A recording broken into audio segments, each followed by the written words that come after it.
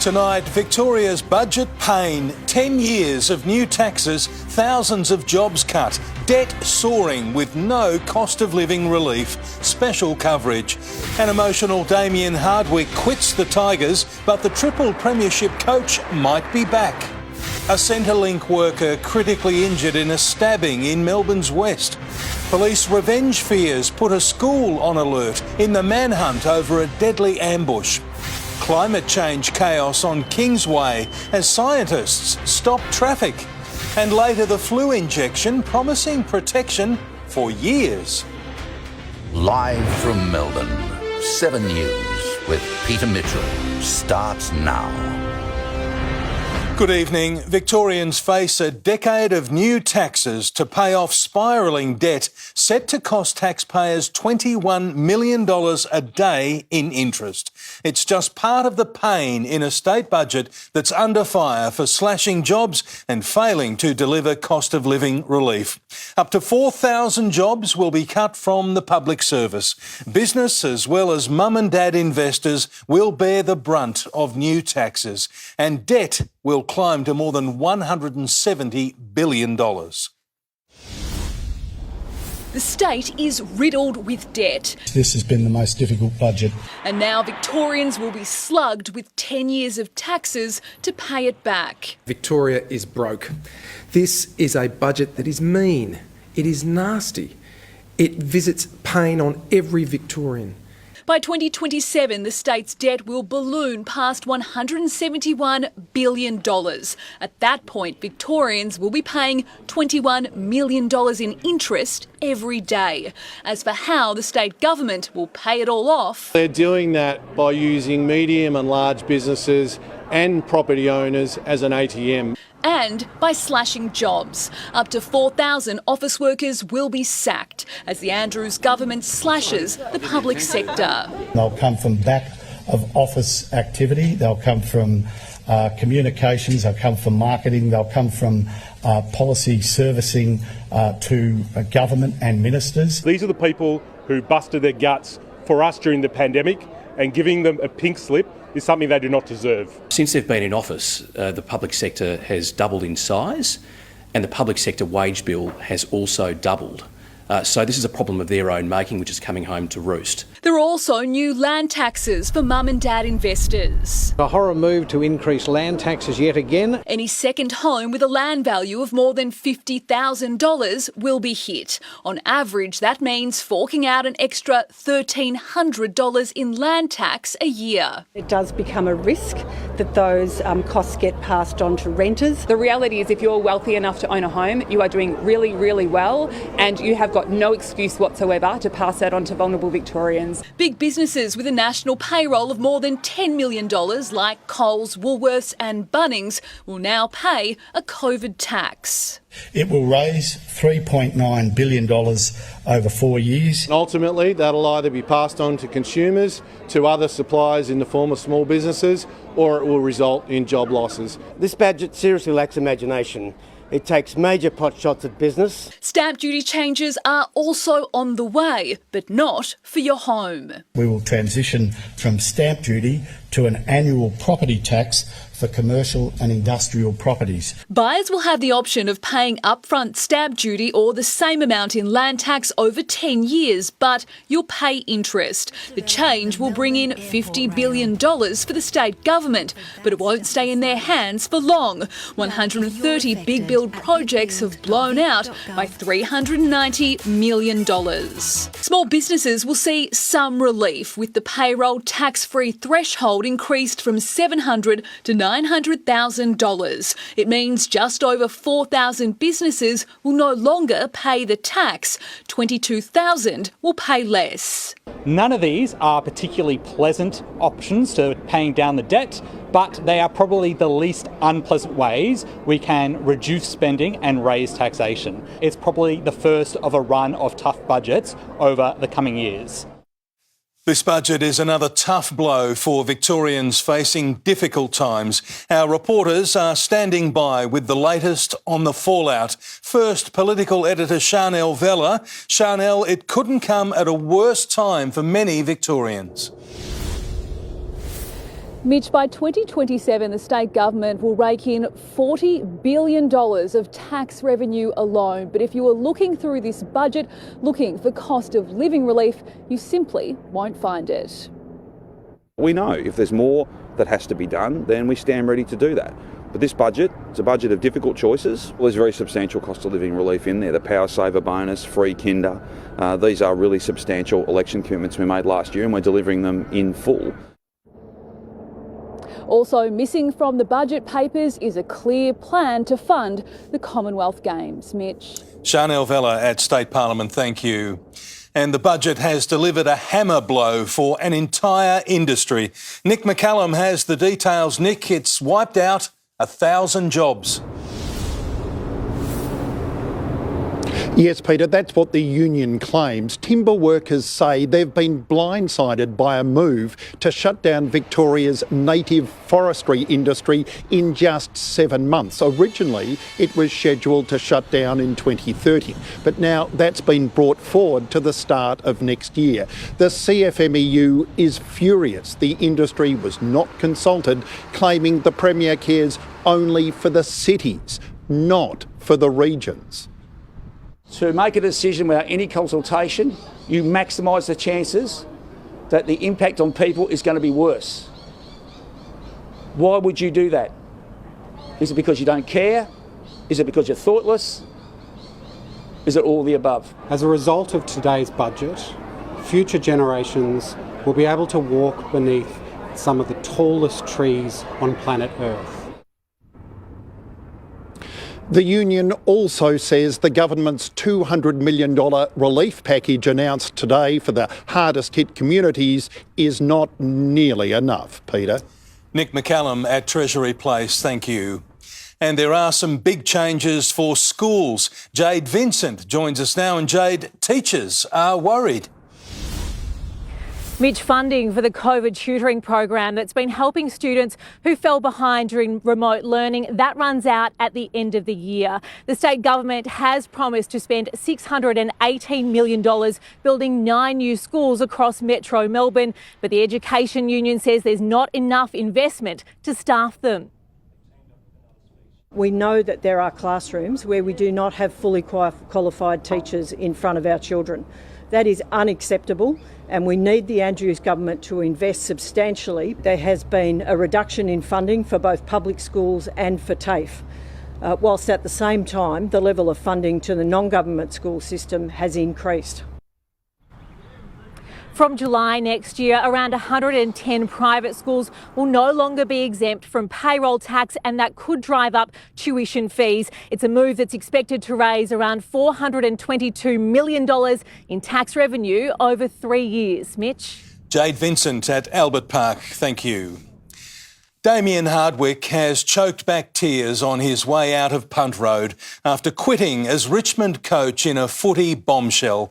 The 50-year-old says he simply has nothing left to give, but hasn't ruled out returning to coach another club. It's hard to choose the perfect time to go. Damien Hardwick says it has to be now.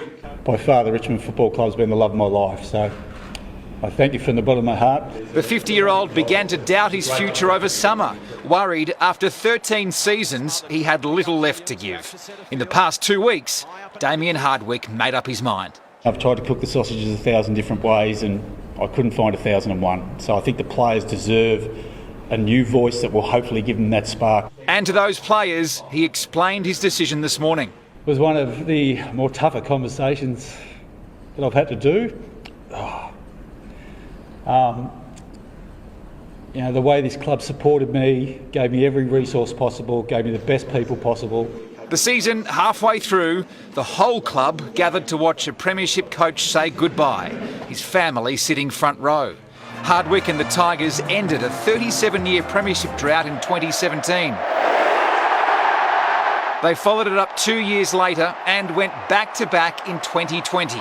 3 flags in 4 years, a powerful legacy. There was a part of me that hoped it was all a big joke and he was going to be here and coaching out the rest of the year. But the first emotion was shock, and then I think straight afterwards was just the celebration. We're in a street fight, there's no doubt about that, yeah? That's the reality of an AFL Grand Final.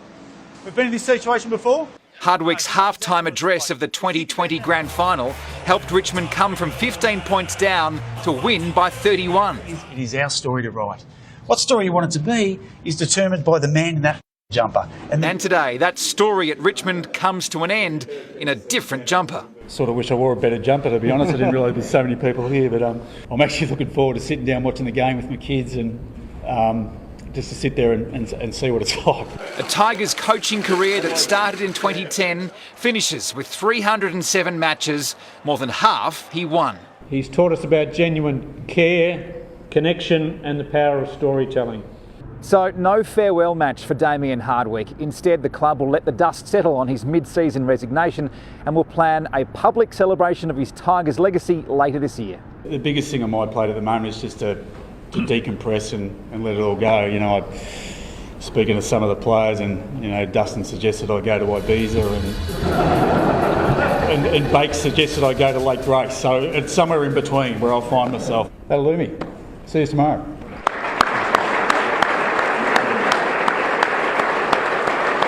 Blake Johnson, 7 News. And Chief Football reporter Tom Brown has the fallout from Punt Road. Tom, the Tigers are moving on as the footy world waits for Hardwick's next move. Mitch, Hardwick's exit from Punt Road today was elegant and swift. He left Punt Road straight away. By way of example, the players had a pub lunch with the new interim coach, as you can see in Richmond, Andrew McWalter. Hardwick didn't go to that lunch. Now, early industry sources point to the Gold Coast Suns. In fact, their CEO, Mark Evans, wouldn't rule out the specific possibility today of Hardwick coaching their next season. They've got history back in the day at Hawthorn. In terms of Hardwick's payout, hasn't asked for any money from the Tigers, but there's so much goodwill, three flags. They'll pay him out the balance of this year's portion of his contract, about $300,000 or $400,000 estimated. Mitch. Tom Brown at Punt Road, thank you. A Centrelink worker has been critically injured in a stabbing attack in Melbourne's West. Chief Crime reporter Cameron Bowe has the latest. And Cameron, the team manager was stabbed in the back. Peter, she'd been dealing with a man who has a history of violence against Centrelink staff. Just after 1 o'clock, she turned her back on the man and was stabbed in the lower back with what's believed to be a large knife. The attacker then casually walked out of the office but was arrested a short distance away. A 34-year-old man from Essendon was arrested and has been charged with intentionally caused serious injury and recklessly caused serious injury. The 55-year-old victim was left bleeding heavily. Colleagues and clients gave the mother of two first aid. Another staff member fainted in shock. She was stabbed and she saw her lying in a pool of blood and she fainted herself because she couldn't believe it when she saw her closing her eyes and said, "He stabbed me." It's known that the victim is a cancer survivor who only recently returned to work after some time off. Fortunately, her condition has improved to be stable, Peter. Cameron Bowe at Airport West, thank you. Police are out in force in Melbourne's West, patrolling a school linked to a deadly attack. Detectives say they're closing in on the alleged teenage killer accused of fatally stabbing a 16-year-old at Sunshine Station. Caroline Chisholm Catholic College under police guard and on alert for a retaliation attack after the stabbing murder of Pasom Lahim.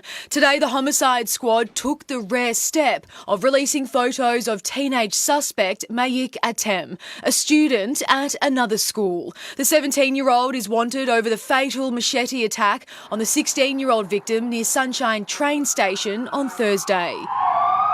Since then, Atem has gone to ground, not even visiting his family home in Hillside. We believe on the Friday morning he's left, and obviously his whereabouts since that time is not known. The motive is still unclear, but one theory officers are probing is escalating tension between rival schools. We do believe that there were two groups involved in tit-for-tat incidents in the lead up to last Thursday's stabbing. The family of the teenage fugitive didn't want to go on camera today, but told 7 News they're worried for his safety. They're pleading with him to do the right thing and hand himself into police. The The machete used in the murder has not been found. We ask if anybody does see A10, please do not approach him. And call 000 immediately. Cassie Zervos, 7 News. Qantas is on track for a record profit, with the airline giant expecting to bank more than $2.4 billion for the 12 months to June 30. Outgoing CEO Alan Joyce says Qantas is returning more aircraft to its schedule and fuel prices are falling. Domestic travel will exceed pre-pandemic levels by July. Scientists and climate change activists have brought Melbourne traffic to a standstill, blocking a major freeway during the morning peak. They're warning it's just the start of a week of protests, with more chaos to come. 3 scientists in custody after a 2-hour standoff that sparked morning traffic mayhem. The Scientist Rebellion Group glued and locked themselves to a rental van, blocking 2 lanes on the Kingsway inbound ramp around 8:30 this morning. More business around the corner. I've just lost the job because of this, because I'm stuck in traffic for like an hour. It's a waste. Traffic jams, police, have a look at the police here, they've got better things to do than worry about this. The activists say it was a desperate last resort to raise awareness about the climate emergency. We are facing civilisational collapse if we don't immediately take drastic action to solve this problem. We've tried everything else, so if you have a better way to suggest, we will gladly take it on. We are calling for citizens' assemblies to decide on how to go about these big changes that we need to take. Organisers say more disruptions are planned, with 3 days of action across the CBD from Thursday, which will culminate at Parliament House. We will be camping in a location in the CBD in Melbourne, and there will be a variety of different types of actions. Sarah Jones, 7 News. Tim Watson joins us now, and Tim, a star demon is taking his fight to the tribunal. Mitch, Lockie Hunter is fighting a 1-game ban. Andrew McCormack is tracking the case, and Andrew, the bump is back in the spotlight. Tim, Lockie Hunter has faced a grilling on 2 separate occasions already tonight at the tribunal. The D's wingman says he was contesting the ball against Connor Rozee, a technique he was taught at a very young age. He says he braced for impact, showed a duty of care and tried to look after Rozee as much as possible. The AFL put it to Hunter. He could have just stepped to the left or the right or stayed front on. Hunter replied that would have created the potential for countless injuries for both players. Hunter putting up a pretty stubborn resistance to the charge. Submissions are still being made. Hopefully we'll have a verdict shortly in sport. Thanks, Macca. Also ahead, a fresh injury blow for the Cats with another star booked in for surgery. A Bulldogs defender opens up on his year away from footy and why one of the world's sport's biggest superstars may have played his last game. The Richmond Tigers, a nice touch tonight too. Oh, thank you very much, Tim. We'll see you a bit later. Police have made a breakthrough on a deadly crash in Melbourne's southeast. The details are coming up. Also, the ambulance crisis is leaving Victorians in pain. Next, forced to wait, told to call a cab. Their stories are next. Also, a big police operation in the Maddie McCann mystery. We'll take you there live. What's driving a surge in Australians suffering back pain? Later, how a schoolboy is helping to take the sting out of tolls for Victorians. And the wind strengthens tomorrow ahead of our next cold outbreak arriving on Thursday. Full details later in 7 News. A 24-year-old driver has been charged over the crash that killed 2 people in Caulfield South. Police say the BMW driver was speeding when he ran a red light. The Ashwood man was released from hospital yesterday and charged with culpable driving. Paramedics are booking taxis for Victorians in pain as the state's ambulance crisis rages. Alarming new cases emerged this morning as patients were told to make their own way to emergency. At 7:30 this morning, Liz was forced to help her sick 62-year-old sister struggle downstairs after calling 000. At the end of the conversation, he asked me, do I have a car? And I said, yes. And he said, well, I'm afraid you may have to take your sister to the hospital because we don't have any ambulances for at least 5 hours. Liz's sister was in pain with shingles. She's now in hospital in an isolation unit. They failed me. The system failed me.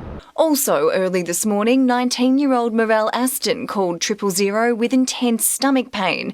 She was told she needed to come to emergency. They said that they would call a taxi. They had to get herself downstairs, get in the taxi, and the taxi was paid for by Ambulance Victoria, and they dropped her at the Alfred Hospital. In both cases, patients were assessed by a secondary triage team paramedic over the phone, designed for cases not assigned an immediate lights and sirens response. This is standard practice. It happens even when it's not particularly busy, and it's just about getting the best use of the resources. The Ambulance Union says patients can consider going to a priority primary care centre or using Victoria's virtual emergency department for non-life-threatening emergencies. Emma O'Sullivan, 7 News.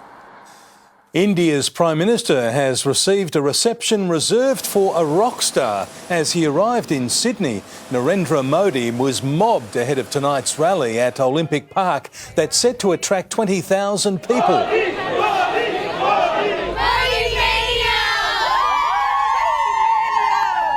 Supporters also flew up from Melbourne to sample Modi Mania.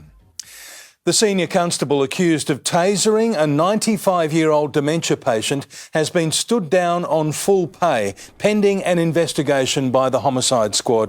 The 33-year-old may also face charges. Claire Noland is in hospital surrounded by family as she receives end-of-life care. There's a new search underway tonight for missing toddler Madeleine McCann 16 years after she vanished. Hugh Whitfeld has the latest from Portugal, and Hugh, German police are leading this investigation.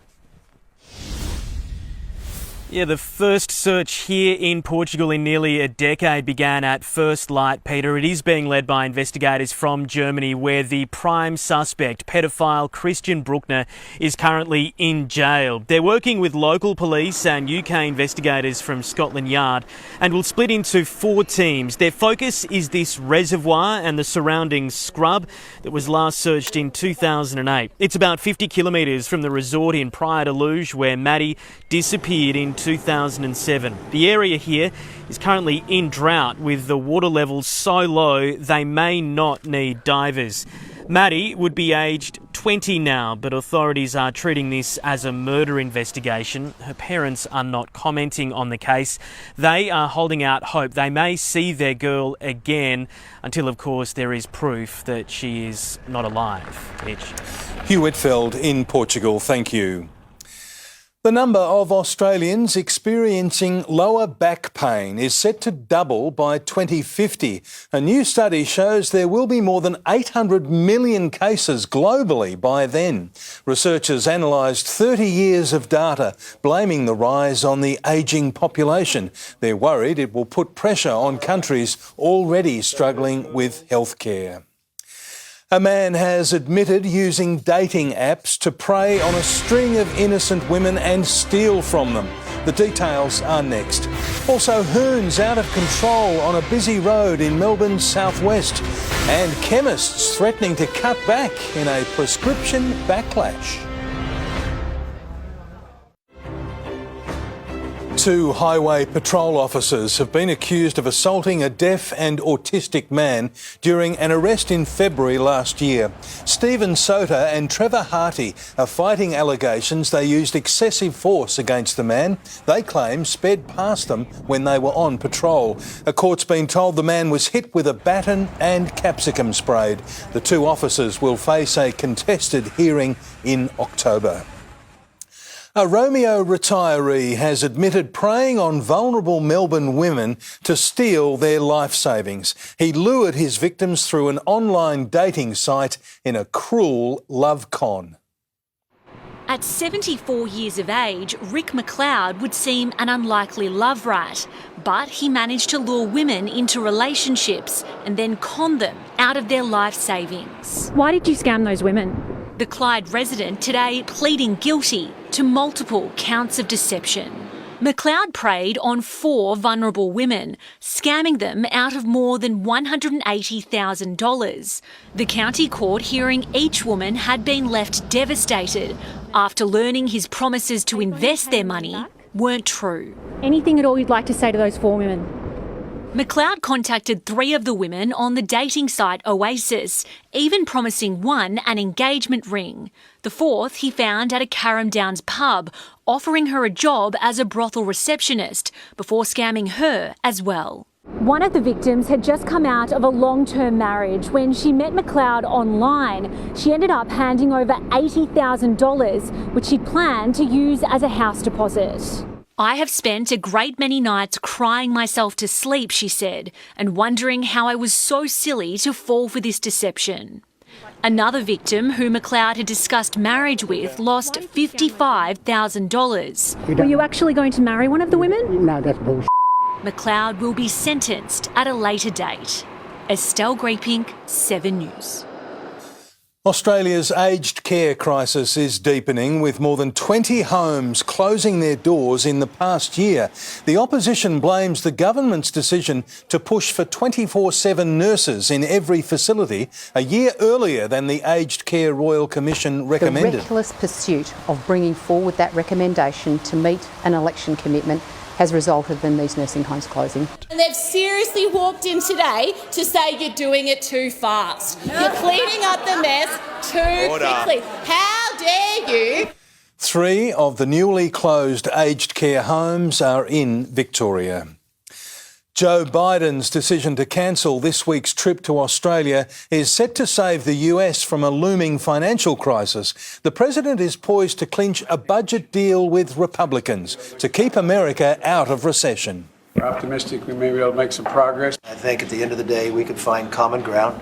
If a deal isn't struck, Treasury is warning America will default and won't be able to pay its bills.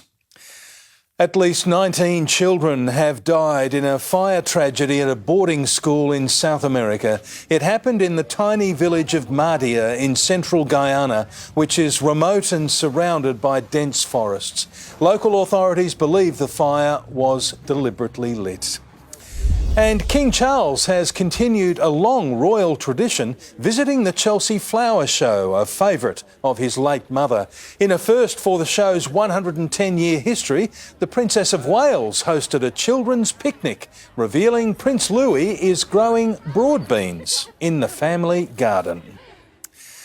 Hundreds of pharmacists are planning to slash their opening hours as the industry faces strict new rules.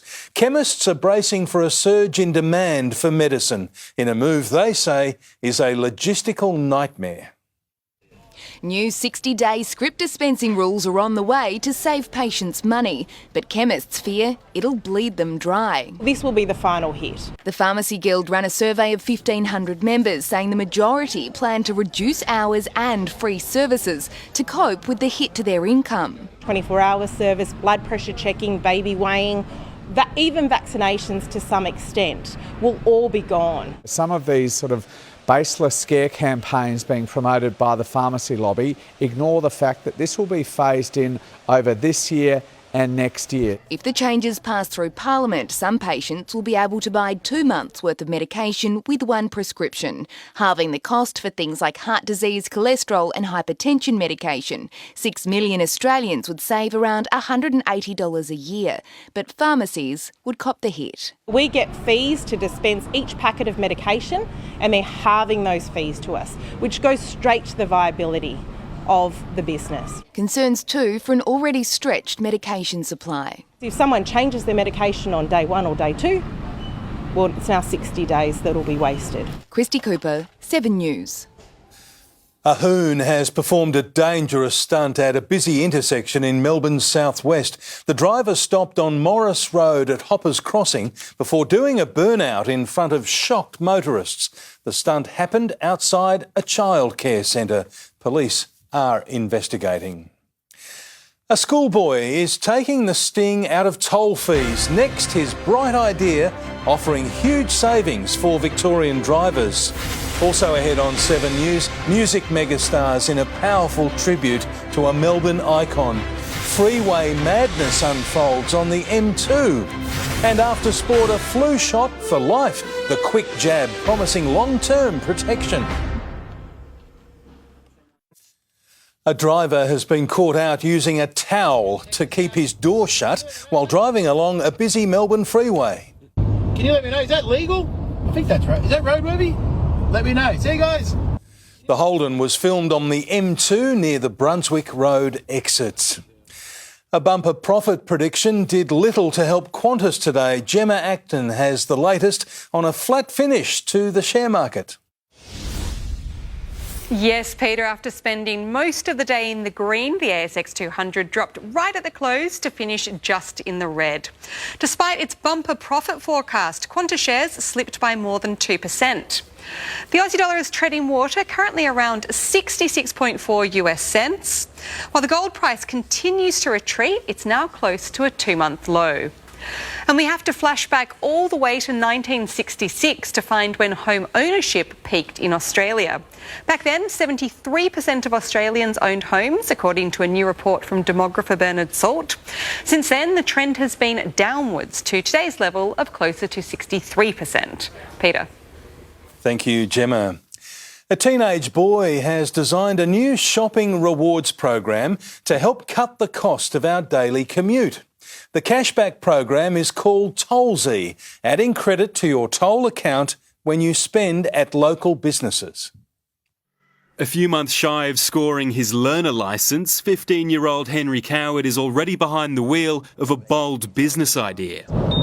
Saving time, saving money and saving stress. The high school student created Tollsy, helping drivers keep up with the rising costs of tolls. With the increase of cost of living, I think I just really wanted to create a solution for a lot of city motorists. It works like flybys on hundreds of major brands. You get cash back on what you spend at businesses like Big W, Virgin, Subway and HelloFresh, sent directly to your linked account. All you have to do is link your credit card and we'll be able to track your purchase.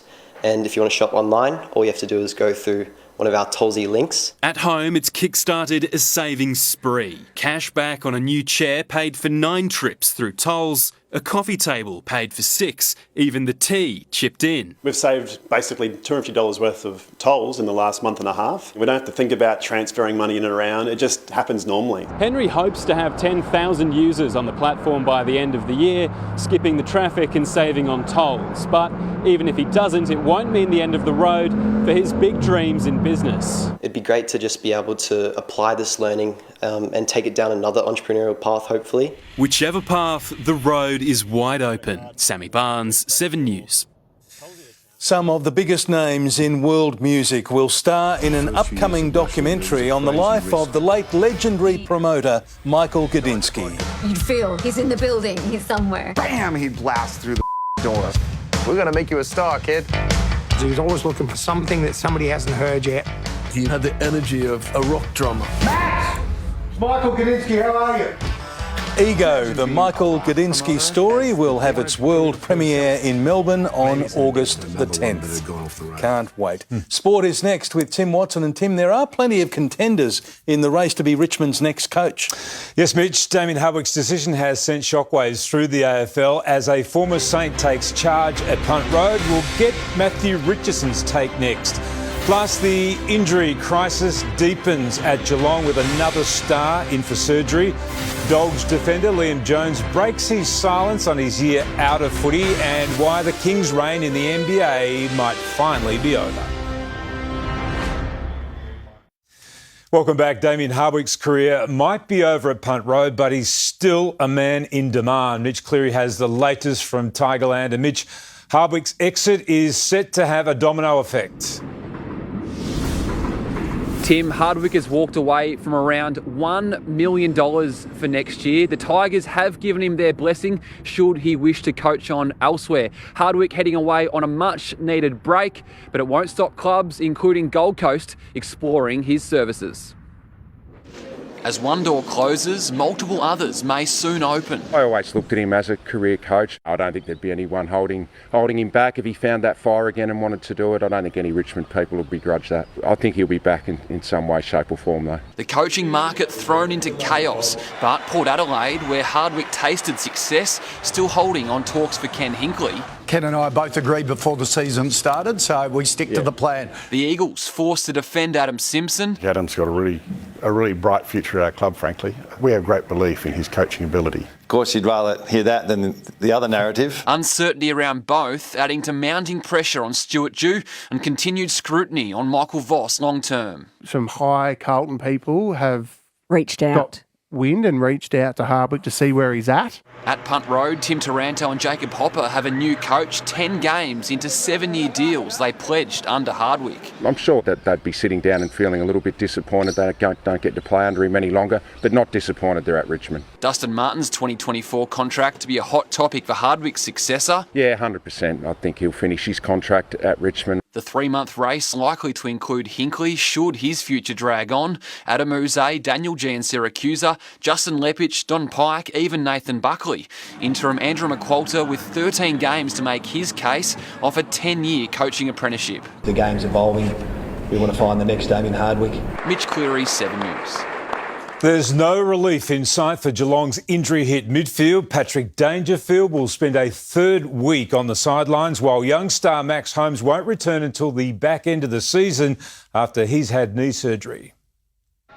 AFL players across the competition collectively winced at Ollie Henry's injury setback. How's your brother going? Ollie, yeah, he's good. He's good. Don't really want to get into too much detail about my brother's genitals. Henry moved freely today and is a chance to take on the Giants at the Cattery, having recovered from a ruptured testicle. The Cats missing over 1,000 games experience in their midfield alone. Holmes joins Dangerfield, Duncan, Guthrie, Bowes, Clark and Menegola on the sidelines as injury ravages their engine room. Clark's navicular issue set to see him out for months. 10 games into the season and the Henry brothers still haven't played together since Ollie's move down from the Magpies. Pretty amazing, really, for his age. He's not even 21 yet, and how it would be tough with stuff that he has to go through. But I mean, he's taken it so well, and he's pretty expected that the fans and the crowd, everyone loves the game so much. No coincidence, the Cats' early season struggles coincided with Jack's absence with a foot injury. It was pretty tough, especially obviously being reoccurring. Yeah, I feel good, feel as fit, strong in my foot as I've felt in a long time.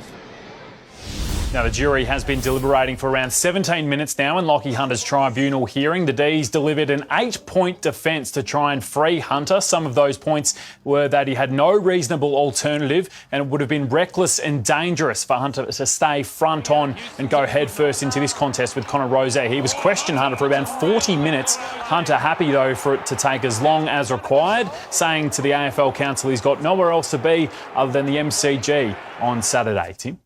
Thanks, Macca. Liam Jones says he has no regrets over a vaccine stance that forced him to spend a year out of the AFL. The Bulldogs defender is back where it all began, arguably in career best form. A year ago, Liam Jones didn't think he'd ever be playing another game of AFL.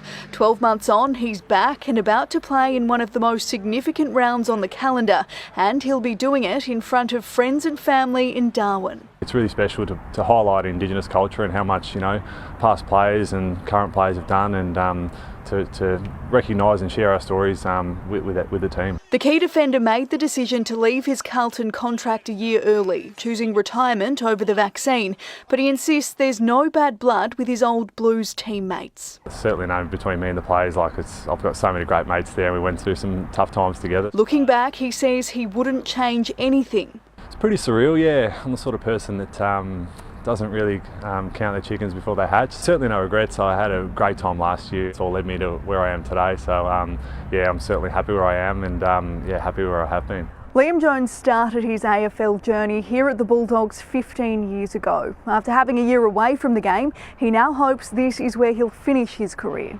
I love this place and it'll be pretty cool to start and finish at this great club. Kate Massey, 7 News. LeBron James admits he could retire from the NBA after today's playoff exit. The Lakers superstar hit 40 points in Game 4 against the Nuggets, but it wasn't enough. Swept 4-0 in the series. It's over! It's over! The Nuggets are going to the NBA Finals for the first time in franchise history. We'll see what happens going forward. But I don't know. I got a lot to think about, to be honest. Denver will face Miami or Boston in the finals. They led by 15 points at halftime to the Lakers, and well played by Damien Hardwick too. That was a fitting farewell from the game. Great. Although innings. I think he'll be back at some stage. Yeah, you get that feeling, don't you? You do. Thank you very much indeed, Tim. Australian researchers are closing in on a groundbreaking new flu vaccine, which could spell the end of getting a yearly jab. That story is coming up next.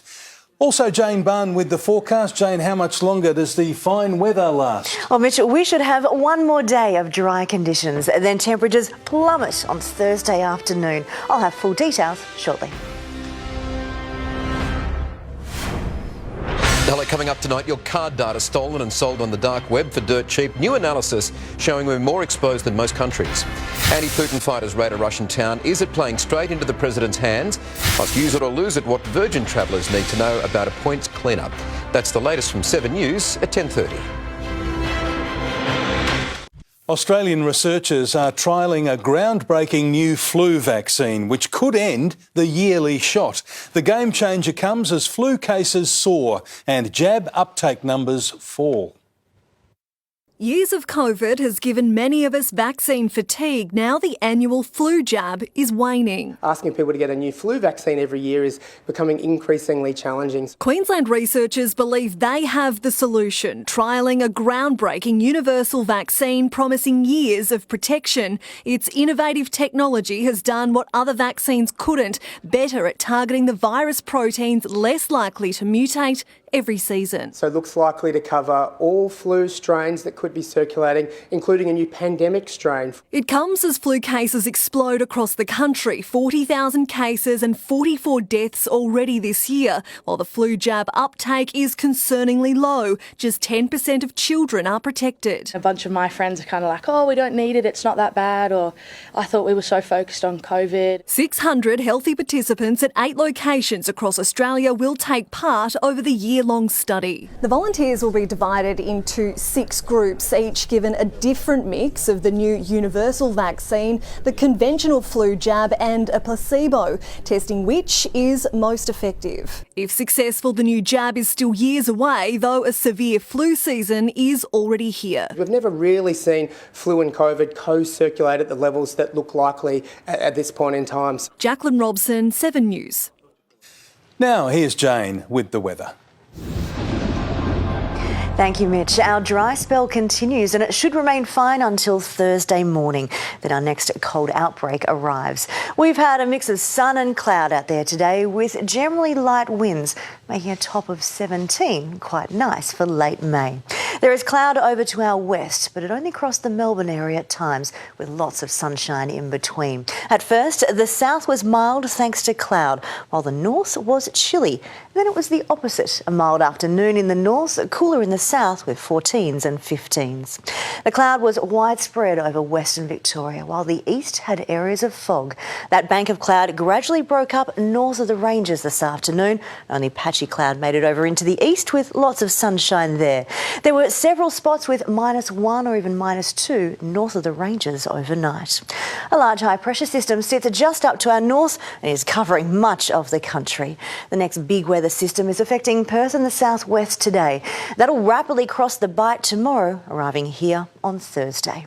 So we have one more dry day to go. A mix of sun and cloud, but not quite as pleasant as today as the wind strengthens.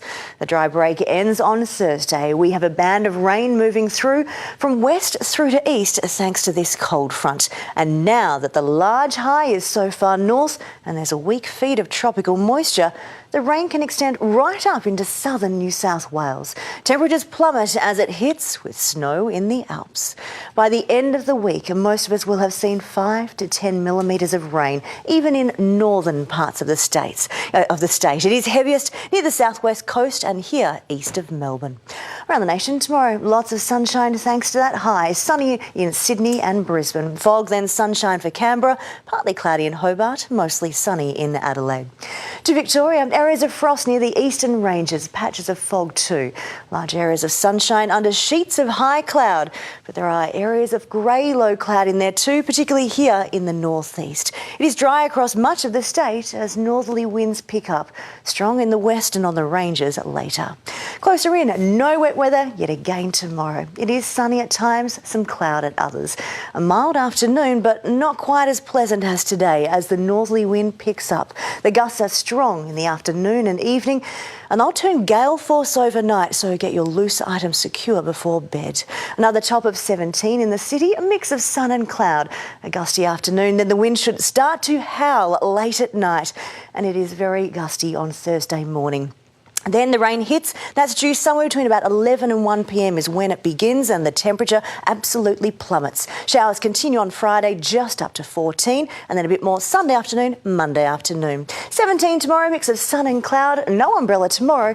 You'll certainly want it Thursday afternoon, Mitch, and a jacket too. OK, thank you for the advice. Thank you, Jane. Now here's what's on Sunrise in the morning. Thanks, Mitch. Tomorrow on Sunrise, Melbourne's fixed-rate mortgage cliff. How a simple switch can save borrowers up to 47% on their home loans. Plus, Aussie bros Byrne and Seth Rogen are bringing the laughs for breakfast. See you in the morning, Melbourne. And that's the way it is this Tuesday, the 23rd of May. Thanks for your company. For now, from the 7 News team, good night.